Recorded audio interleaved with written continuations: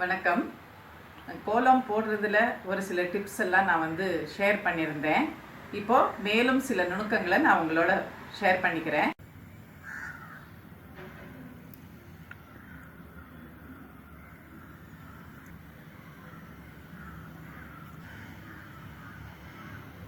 ஒரு வியூவர் என்கிட்ட கேட்டிருந்தாங்க, இந்த பூ நீங்கள் எப்படி போடுறீங்க, அதை போட்டு காமிங்கன்னு. ஸோ அவங்களுக்காக நான் போட்டு காமிச்சிருக்கேன். இந்த பூவை நான் எப்படி போடுறேன்னாக்கா இப்படி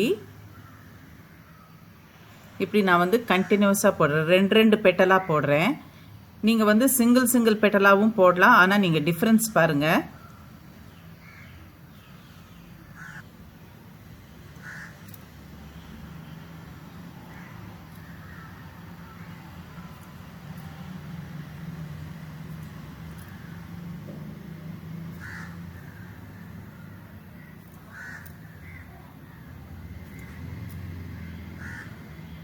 நீங்கள் சிங்கிளாக போடும்போது இப்படி இருக்குது.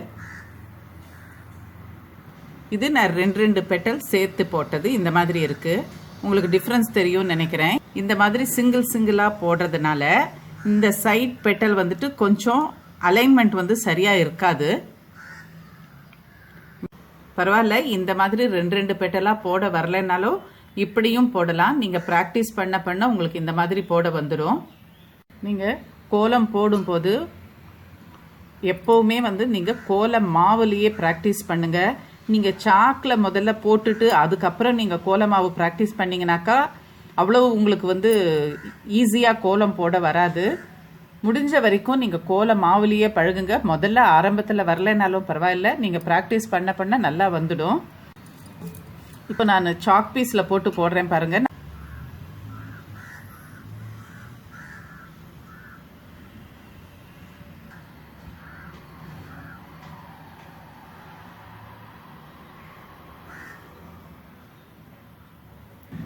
இப்போ நீங்கள் சாக் பீஸில் போட்டுட்டு அதுக்கு மேலே நீங்கள் கோல மாவில் போடணும்னு ட்ரை பண்ணும்போது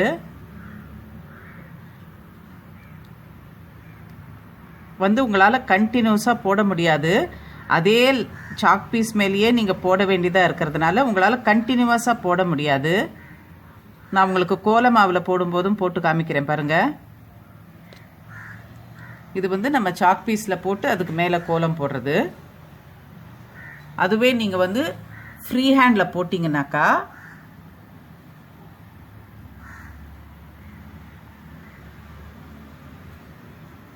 பாருங்கள், கண்டினியூஸ் லைன் போடலாம். நீங்கள் முதல்ல போட்ட வீடியோலேயே சொல்லியிருந்தேன், இப்படி கொஞ்சம் கொஞ்சமாக போட்டுட்டு போனீங்கனாக்கா லைன் கண்டினியூட்டி சரியாக இருக்காது. அண்ட் மோர் ஓவர் ஒரு இடத்துல திக்காகவும் ஒரு இடத்துல தின்னாகவும் இருக்கும். நம்ம கோலத்தில் போடுற இந்த லைனுக்கு பேர் இழைன்னு பாரம்பரியமாக சொல்லுவாங்க. இழைங்கிறது என்னன்னாக்கா, இப்போ ஒரு நூல் எடுத்துட்டாக்கா நூலில் ஒரு ஸ்ட்ராண்டு தான் இழைன்னு சொல்லுவோம். அதனால் முடிஞ்ச வரைக்கும் கோலத்தில் லைன் தின்னா போட பழகுங்க.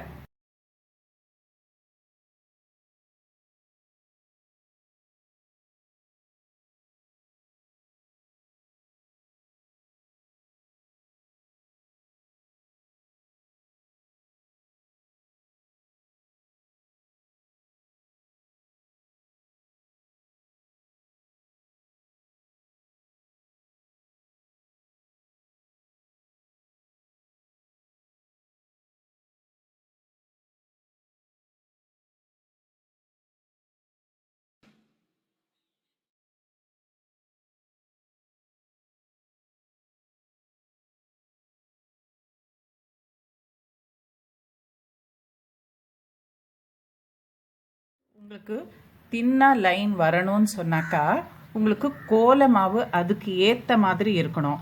நான் இந்த கோல மாவு நான் ஆல்ரெடி சொல்லியிருக்கேன். கோல மாவு வெளியில் விற்கிற கோல மாவு வாங்கி அதை சலிச்சு 3 கோல மாவுக்கு ஒரு அரிசி மாவு கலந்து நான் வச்சுருக்கேன். அதனால் லைன் உங்களுக்கு இப்படி இருக்குது. நான் உங்களுக்கு அப்படியே நான் வெளியில் கிடைக்கிற கோல மாவில் போட்டு காமிக்கிறேன் பாருங்கள். இது நான் வெளியில் வாங்கின கோல மாவு. இது நான் சலிக்கவே இல்லை. இதில் நம்ம லைன் போட்டால் கோலம் எப்படி வருதுன்னு பாருங்கள்.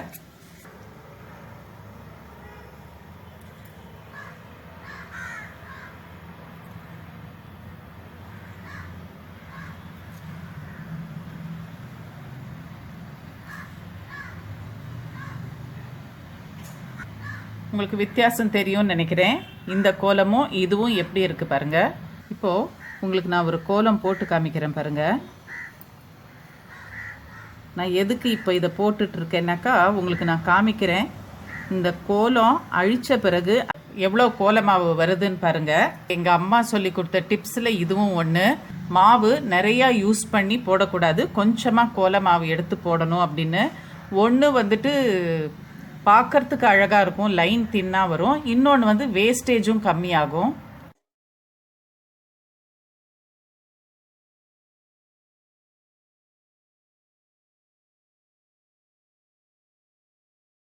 இப்போது இதை நான் அழித்து காமிக்கிறேன் பாருங்கள்.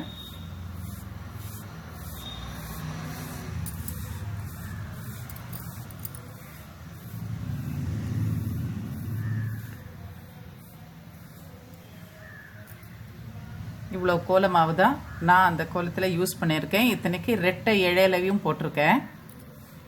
இப்போது நான் கண்டினியூஸாக ஸ்பைரல் ஒரே ஸ்ட்ரோக்கில் எப்படி போடுறதுன்னு காமிக்கிறேன்.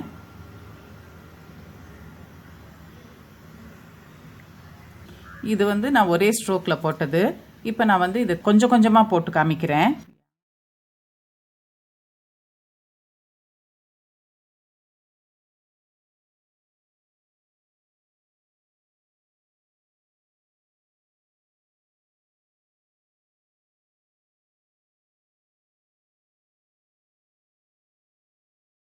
நான் இப்போது பவுடர் எப்படி எடுக்கிறது, அதை எப்படி விரலிருந்து ரிலீஸ் பண்ணுறதுன்னு சொல்லி கொடுங்கன்னு ஒரு சில பிகினர்ஸ் கேட்டிருந்தாங்க. அவங்களுக்காக சொல்கிறேன். ஸோ இந்த 2 விரலில் எடுக்கிறோம்.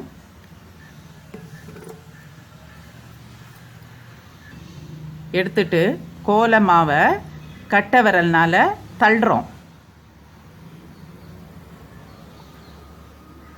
பொசிஷன் பாருங்கள், என்னோட கட்டை விரலோட பொசிஷன் பாருங்கள் இப்போ எங்கே இருக்குது.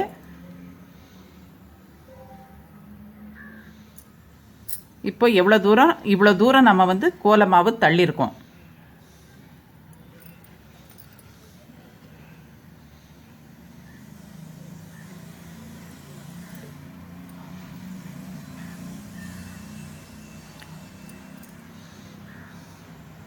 இது பாருங்க, இந்த டிஸ்டன்ஸ் நிறையா இருக்குது பாருங்க. ஏன்னா இந்த லெங்தி லைன் ட்ரா பண்ணியிருக்கேன்.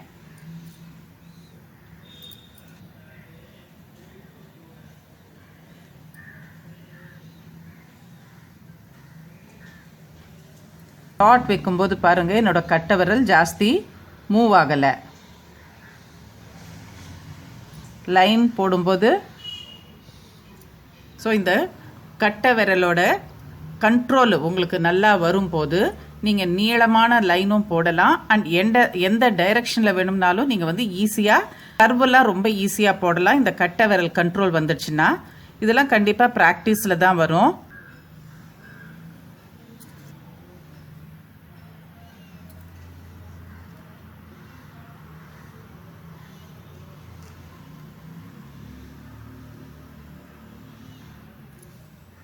நான் இப்போது கீழே இருந்து மேலே எடுத்துகிட்டு போகிறேன் லைனை. இது வந்து கீழே இருந்து மேலே எடுத்துகிட்டு போயிருக்கேன். இப்போது மேலே இருந்து கீழே எடுத்துகிட்டு வரேன் பாருங்கள். முதல்ல இடது பக்கத்துலேருந்து வலது பக்கத்துக்கு, அப்புறம் வலது பக்கத்துலேருந்து இடது பக்கத்துக்கு. இதெல்லாம் வந்துட்டு உங்களுக்கு போட வரணுன்னாக்கா கண்டிப்பாக இந்த கட்டை விரலில் உங்கள் கண்ட்ரோல் இருக்கணும். நான் மறுபடியும் சொல்கிறேன், இந்த கண்ட்ரோல் வரணுன்னாக்கா இது ப்ராக்டிஸ் பண்ண தான் இந்த கண்ட்ரோல் வரும். கோல மாவுலேயே ப்ராக்டிஸ் பண்ணுங்கள். ஒரு சிலருக்கு வந்துட்டு சாக் பீஸில் நல்லா போட வரும். அப்புறம் பேனா பென்சிலெல்லாம் நல்லா போடுவாங்க. டைரியில் போடும்போது ரொம்ப நல்லா கோலம் போட வரும். அதே கோல மாவில் போடும்போது கோலம் சரியாக வராது. அந்த மாதிரியும் ஒரு சில வியூவர்ஸ் கேட்டிருந்தாங்க.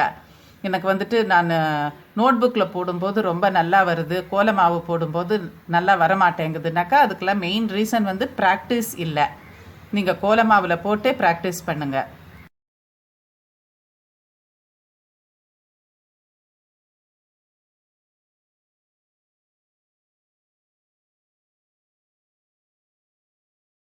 இப்போது இந்த ஒரு சின்ன டிசைனுக்கு நான் கலர் கொடுக்குறேன்.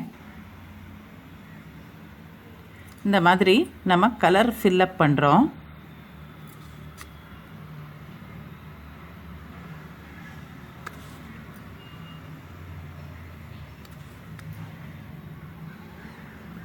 ஸோ இப்போது கலர் போட்டிருக்கோம். இப்போ பாருங்கள், இந்த நம்ம கலர் போட்ட இந்த ரோஸ் கலர் வந்து இந்த ஒயிட் கோல மாவு மேலெல்லாம் விழுந்ததுனால அது வந்து டல் ஆயிடுச்சு. இப்போது அந்த மாதிரி இருக்கும்போது நம்ம மறுபடியும் அதுக்கு மேலே இன்னொரு தரம் போடணும்.